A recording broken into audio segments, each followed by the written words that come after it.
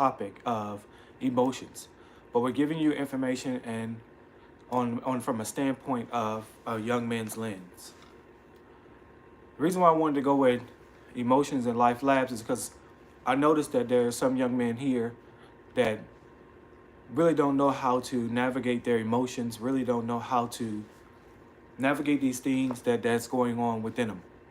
So I wanted to come here in Life Labs to provide you with information that can be able to help you, guide you, and direct you. Why is emotion so important? So emotion so important is because as a young man, I need you to understand that if you know how to navigate your emotions that you have, if you know how to regulate yourself, you can be able to make better decisions, better guide yourself, and better direct yourself in a way that you know better than anybody else, right? So what I want you to know today is that as a young man, it is best for you to understand the emotions that you have now and be able to talk through them, be able to recognize them, and be able to get through them. So let's say if you have an emotion of that is something that rises up in school where you're frustrated. So if you're frustrated so bad that you don't really know how to get through it, and nobody's never told you how to navigate this thing of frustration, the one thing you can do is spaz out on the teacher. So when you spaz out on a teacher, what happens is that teacher can either kick you out of school, delay your progress that you were making through that year, or set you back, right? I don't want you to go about doing that. I want you to understand that when you're frustrated, take a moment to take a breath.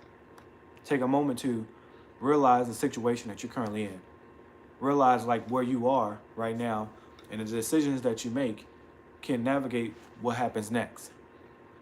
What do I mean? If you know how to deal with frustration, if you know how to deal with that emotion, understand that a emotion is basically energy in motion, right? So when frustration arises, when you're frustrated about something, how do you respond? How do you respond to a student? How do you respond to a teacher? So you may be saying like, well, Mr. Will, I don't know how to deal with these emotions. They come so fast, or they come in waves, or they come in different forms of fashion. The way you can go about dealing with it is taking a moment and take a breathe. I need you to breathe sometimes. I need you to take a moment to really think about what is happening in a situation. Yes, you're going to have to come up with a quick decision, but I believe that you can make the right decision by just taking a moment to breathe, taking a moment to really think about what you're actually going through. Because as a young man, you have to make these decisions now so you can be able to better deal with them down the road. So when you're frustrated, how are you dealing with that? Or you may be mad about something that your granny said. You may be mad about something that your mom said, your dad said. How do you deal with that? Well, you can either do one or two things. Is that you can actually talk to that person that you're frustrated, mad with, or you can be able to just take a moment and let them know, hey, I'm frustrated about what you just said.